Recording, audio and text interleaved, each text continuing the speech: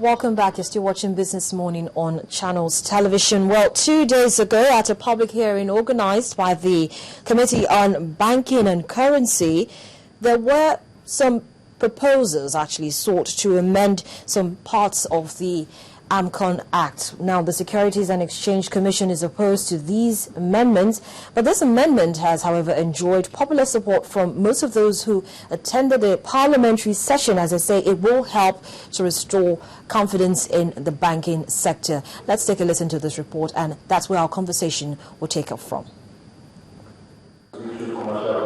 The hearing was attended by officials of several government agencies, heads of commercial banks, and other players in the banking sector.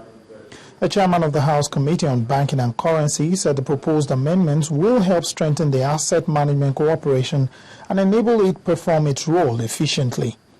The key component of the amendment bill relates to setting up a sinking fund or resolution cost fund.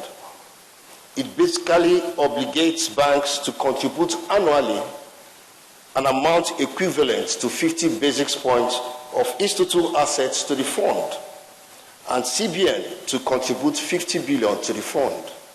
This is the right thing to do, and I think it will put Nigeria in the correct perspective of the rest of the world, especially institutional investors who are also have a stake in this society.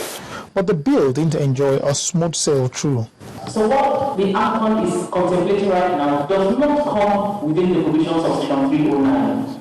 For you to operate or come under Section 309, you must first of all be within the regulatory period of the SEC, and it must be with the consultation of the Commission. I will just take SEC's comment as a suggestion to the Parliament that we do not treat AMCON like GMO. The submission of AMCON to the ISA seems to me to be a thinly veiled attempt to generate large fees from AMCON, and I think that in the interest of the public, the Parliament can make a decision whether we should be more like DMO or more like a bank. The event almost took another turn when the chairman threw a question at the Exchange Commission. There is no question I will ask you here that you will not respond. It is a very simple question. Is it paying into the consolidated revenue fund? I'm sorry, I can't answer that question. I don't have that authority to do that here. Which authority do you need to have to answer a question that I put forward to you? Sir, I was sent here to represent the Commission with respect to what is being heard today, which is the amendment of the AMCON bill. The committee says it's hopeful that as AMCON tries to fulfill its mandate, it will also improve lending to the real sector and a reduction in bank interest rates in the country. Lanre Lasese, Channels Television News. Well, the chairman of the House of Representatives Committee on Banking and Currency, Honorable Jones Onyereri, actually joins us now via telephone to speak about this issue. Thank you so much for joining us on the program.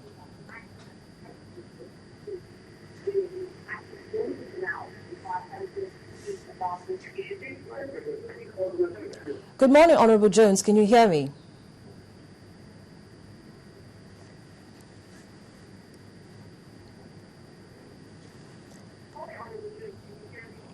Well, we seem to be having a little bit of issues connecting there with the chairman of the House of Representatives Committee on Banking and Currency, Honorable Jones Onyereri, but we will continue to try to see how we can connect with him. But just to give you a brief background on the subject we're going to be looking at today, the Central Bank of Nigeria on Monday actually pledged to pay the sum of 50 billion naira to the Asset Management Corporation of Nigeria, that's AMCON, to help the company function optimally. Now, the money, which is known as a resolution cost fund, is to be made annually. Now, at a public hearing organized by the Committee on Banking and Currency, where we just actually saw that report, the Director of Risk Management Department of the CBN, who actually represented the CBN Governor, Lamido Sanusi Lamido, said the Apex Bank fully supports the impending amendments in the Act. Now, the chairman of the House of Representatives Committee on Banking and Currency, Honorable Jones Onyereri, who we're trying to connect with at the moment, disclosed that at the public hearing that the amendment was aimed at strengthening AMCON as an institution to be able to efficiently carry out its function.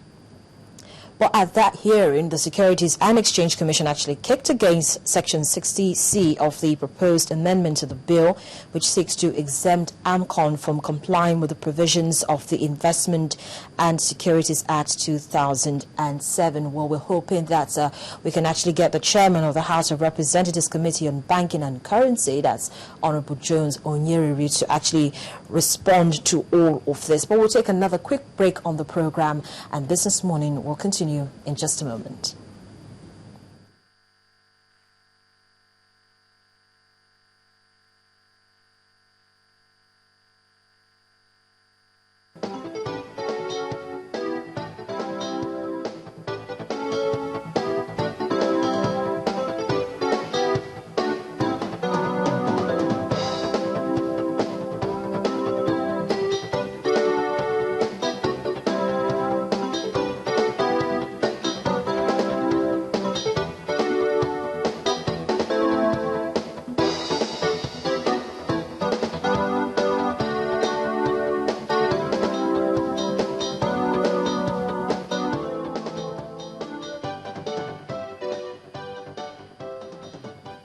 Well, it seems to be one of those days where everything seems to be going all right. But now we're being joined on the program by the chairman of the House of Representatives Committee on Banking and Currency, Honorable Jones Onyereri. Thank you so much for joining us on the program this morning. Well,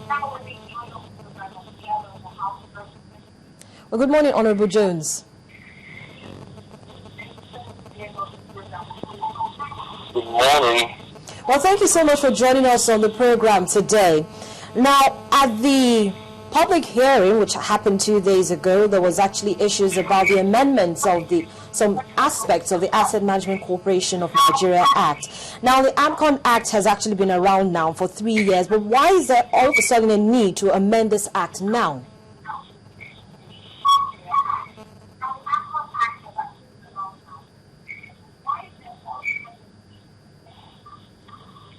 Yeah, we decided to amend the act based on the need to codify the existing agreement between the parties being CPN and the deposit money banks.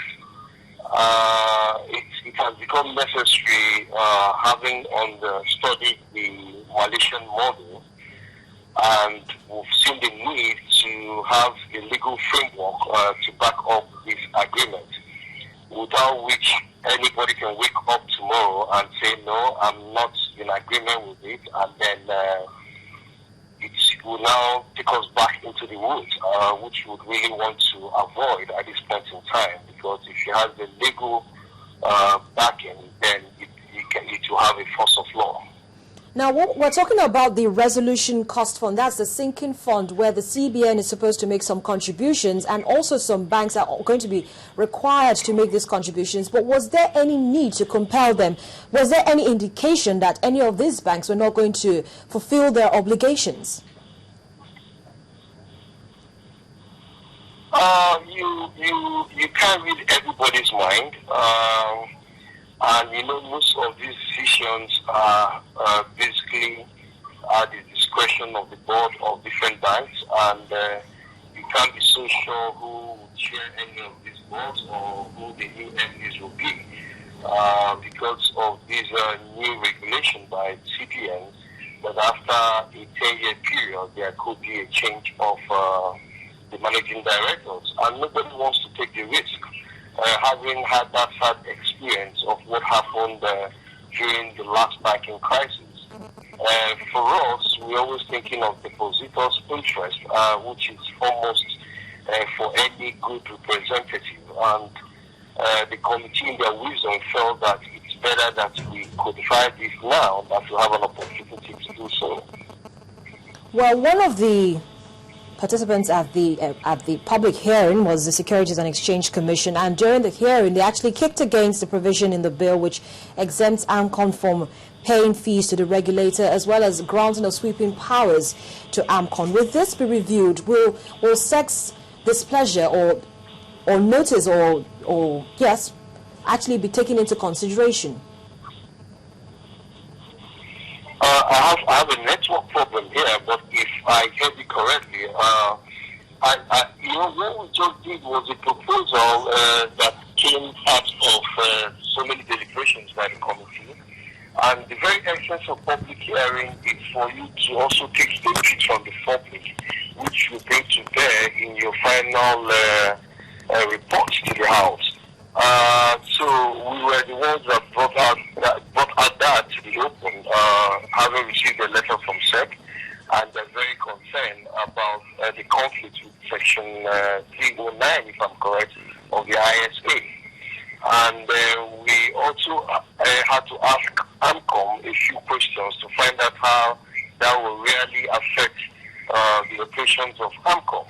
We've heard from both sides, and it's left for us to now look at it at the committee level, and we'll take it from there. Okay, you said the public hearings was all about getting all the critical stakeholders to propose what they we should be looking at in the terms of amending of this act. Now, the managing director of AMCON actually suggested that AMCON be made to be more like the debt management office. Will this be considered when the act is being amended?